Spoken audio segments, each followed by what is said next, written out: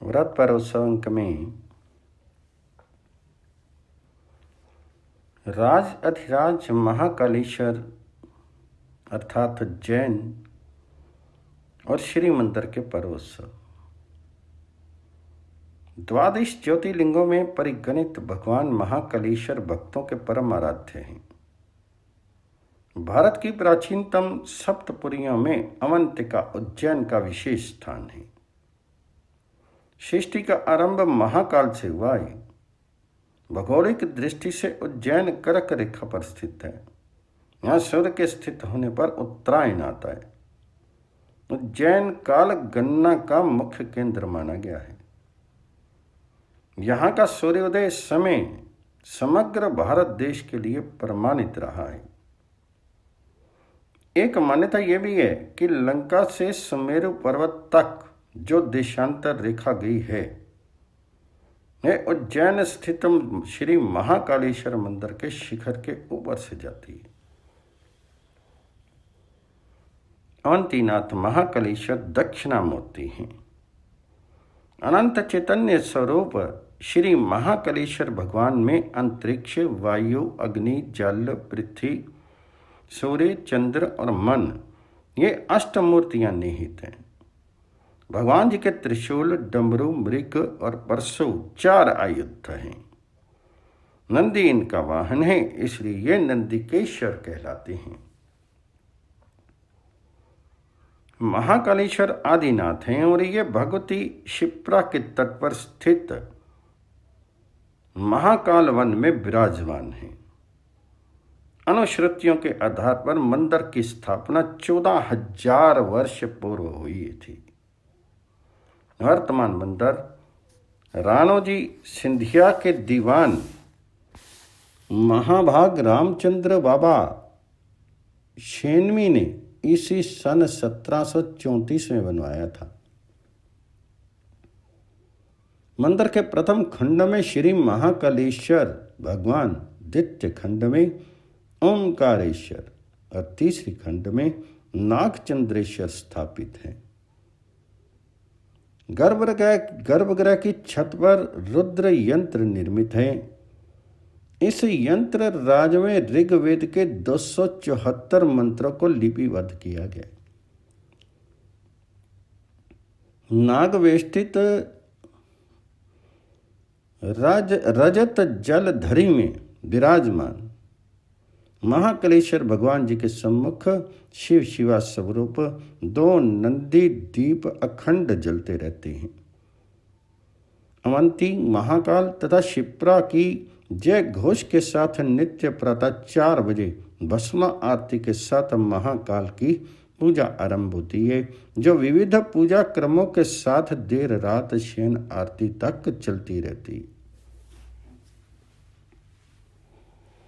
चैत्र मास में नववर्ष प्रतिपदा के दिन मंदिर शिखर पर नई ध्वजा चढ़ाई जाती है और महाकाल का विशेष श्रृंगार किया जाता है।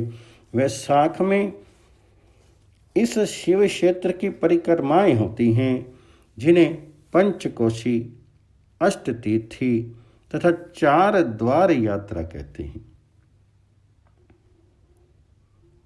पंचक्रोशी परिक्रमा 5 दिनों में पूरी होती है।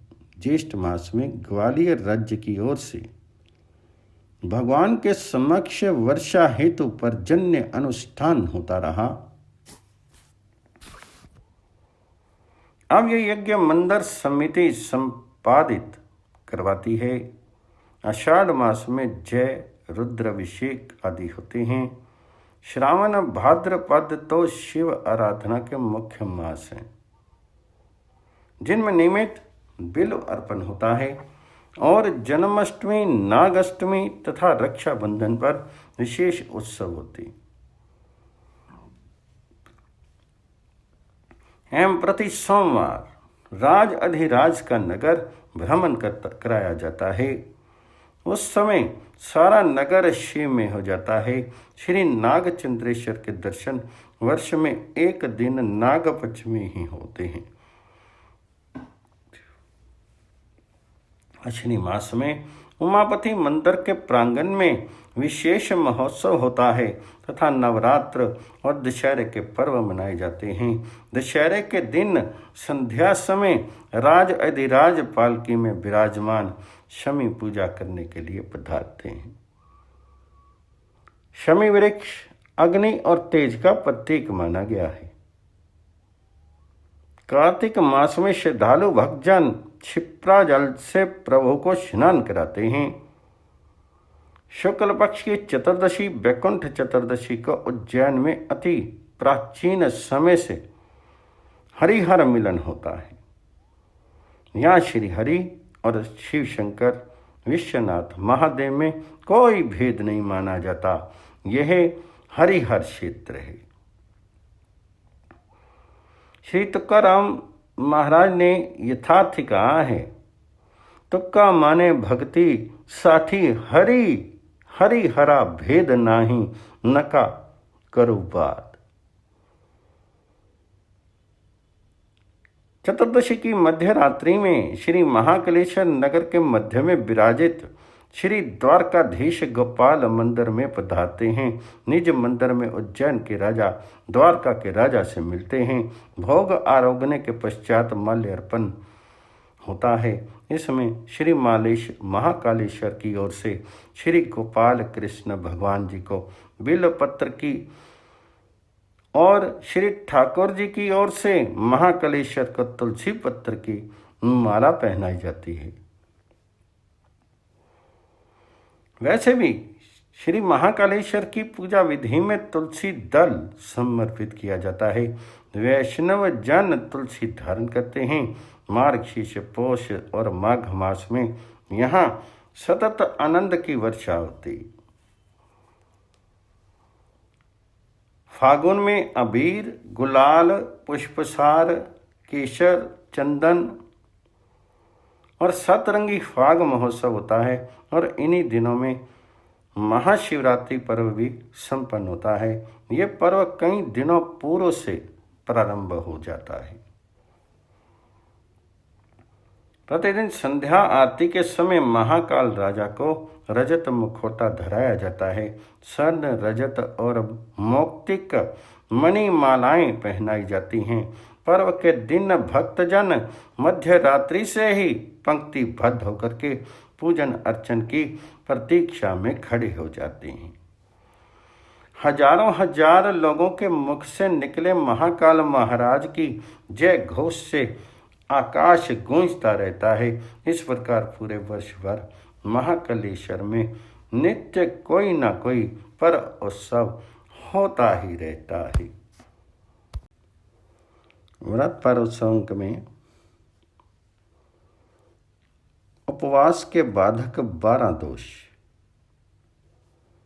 पहला काम, दूसरा क्रोध, तीसरा लोभ, चौथा मोह, पांचवा असंतोष, छठा निर्दयता, सातवां असूया, आठवां अभिमान, नौवां शोक, 10वां स्पृहा, 11वां ईर्ष्या और 12वां निंदा।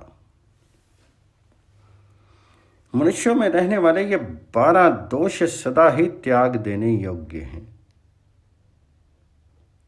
नरश्रेष्ठ जैसे व्याध मृगों को मारने का अवसर देखता हुआ उनकी टों में लगा रहता है, उसी प्रकार इनमें से एक एक दोष मनुष्यों को छिद्र देख करके उन पर आक्रमण कर देते हैं।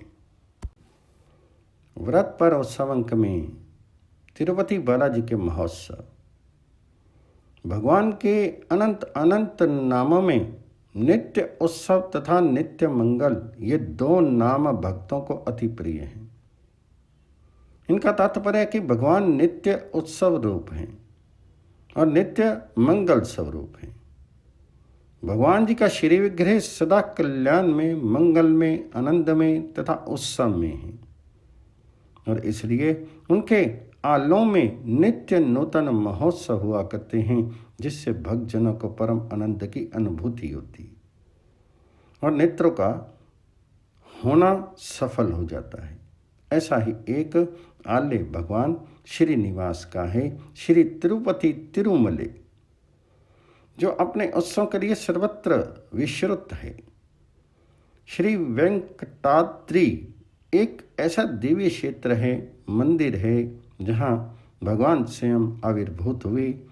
श्री वेंकट पर्वत के दर्शन से एवं इस सप्तगिरी में विराजमान भगवान जी के दर्शन से परम लाभ होता है।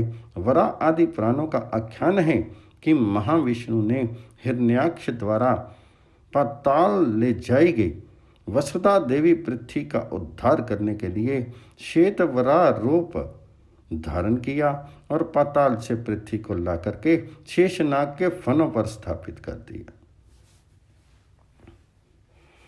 उस समय उन प्रभु ने पृथ्वी के आर्त प्राणियों तथा भक्त जनों पर अनुग्रह करने के लिए पृथ्वी पर निवास करने का मन बनाया।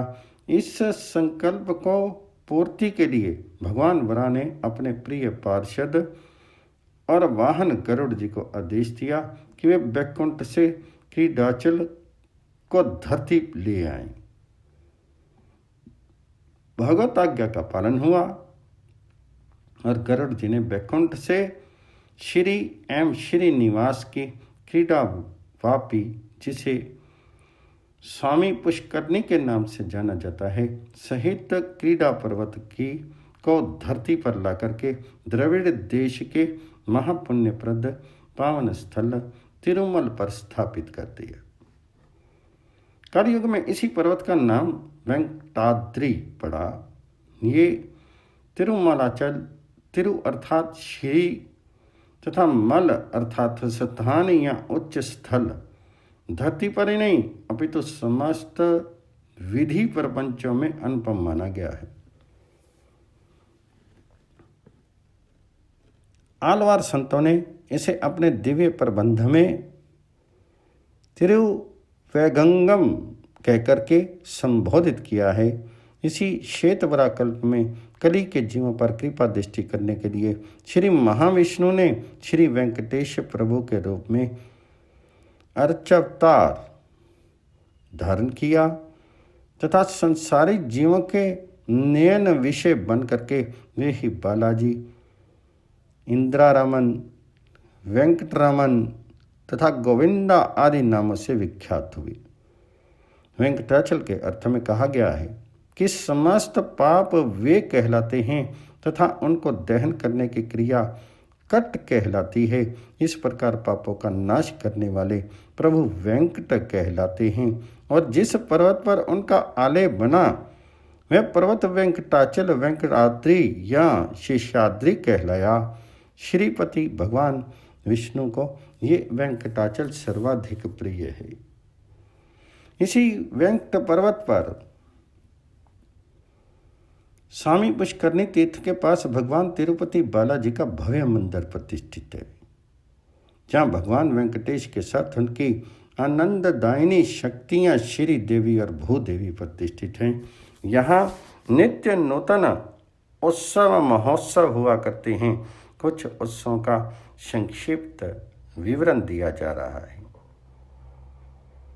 पहला है ब्रह्मोत्सव। श्री तिरुपति जी में होने वाले दैनिक उत्सव के अतिरिक्त जो सर्व प्रमुख उत्सव हैं उनका नाम है ब्रह्मोत्सव।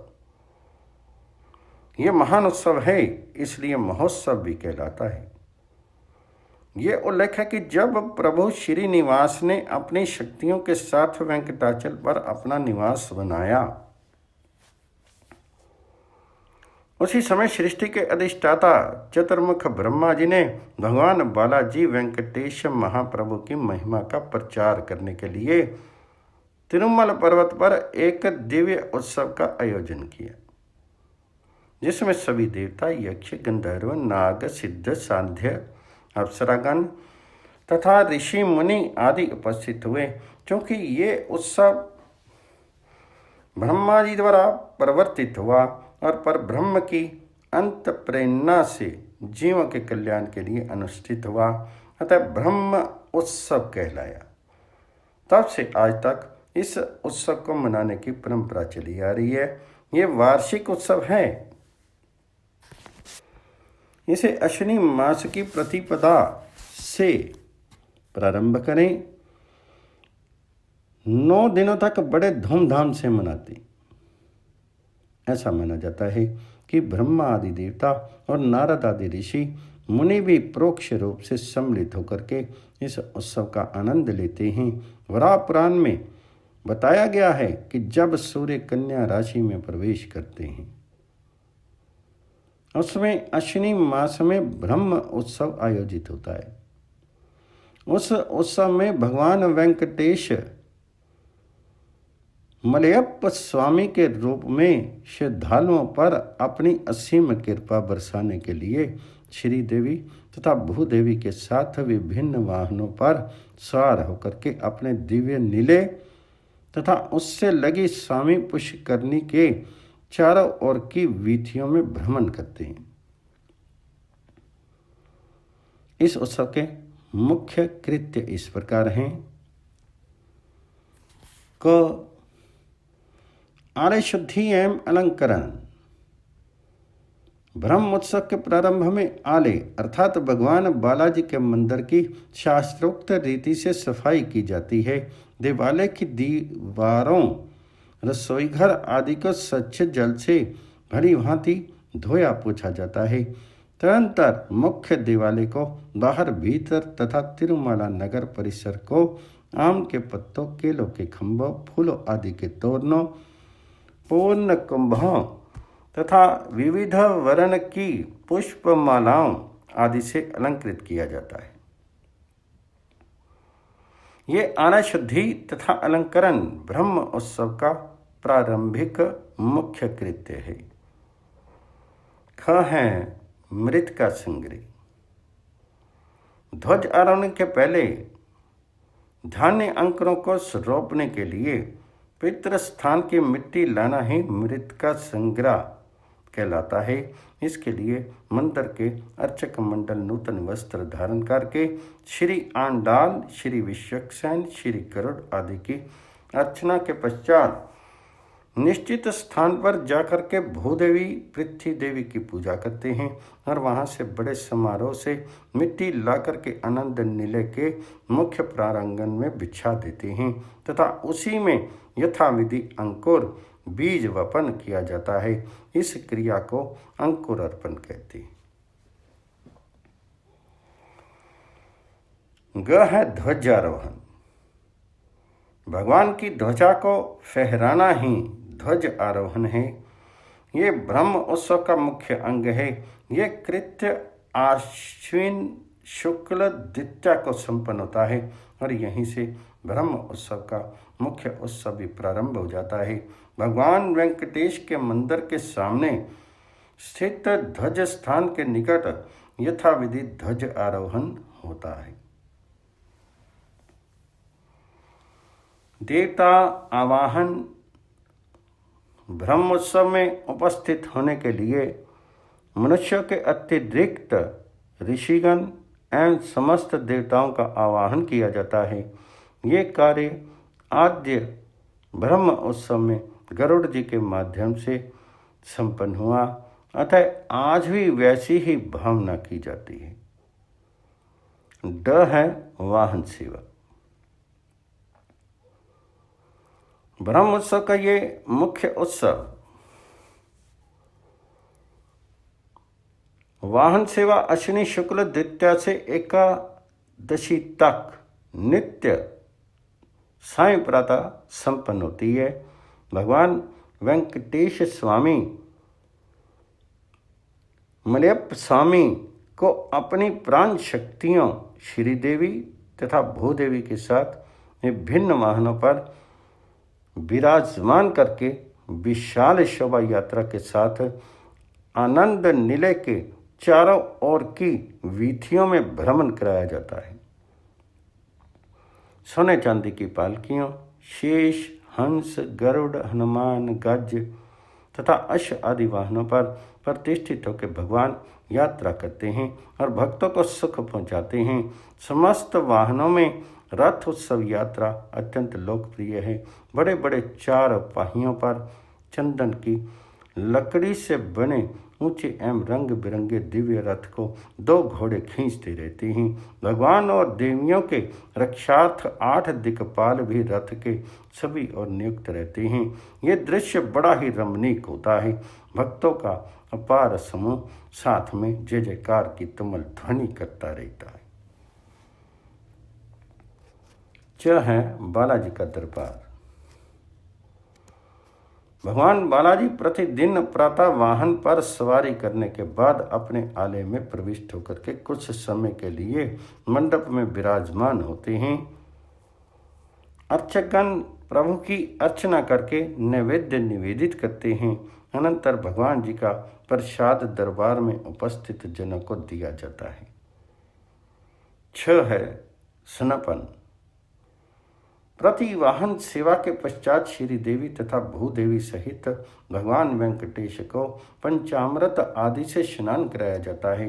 ये विशिष्ट स्नान ही स्नपन कहलाता है। भक्तों की भावना है कि भगवान भ्रमण करने से थक जाते हैं, अतः उन्हें स्नान कराया जाता है।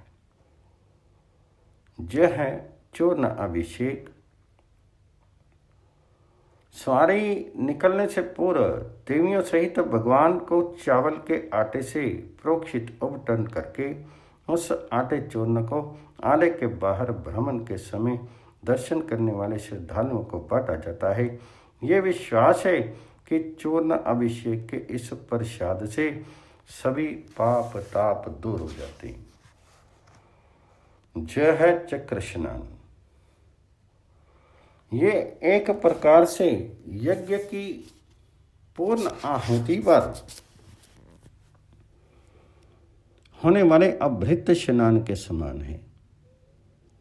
भगवान को अपनी शक्तियों के साथ ब्रह्म उत्सव के अंतिम दिन श्री स्वामी पुष्करणी में अपने सुदर्शन चक्र के साथ शोभा यात्रा तथा मंगल मंत्रों और वाद्यों की ध्वनि के साथ स्नान कराया जाता है।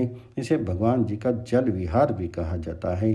स्नान के अनंतर भगवान जी को पुनः अपने आनंद निलय में प्रतिष्ठित कराया जाता है। न देवतो दासन। प्रारंभ में जिन देवताओं तथा ऋषि महर्षियों का विविध मंत्रों द्वारा ब्रह्म उत्सव में सम्मिलित होने के लिए आवाहन किया गया था, उनका अगले ब्रह्म उत्सव में पुनः पधारने के लिए प्रार्थना के साथ विसर्जन किया जाता है। इसे 2 देवतोदासन कहा जाता है। ध्वजा आरोहण।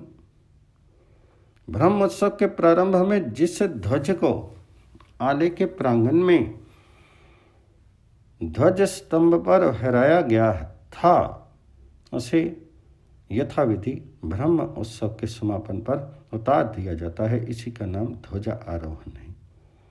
इस प्रकार बड़े समारोह पूर्वक बालाजी का ब्रह्म उत्सव पूर्ण होता है। दूसरा है कल्याण उत्सव।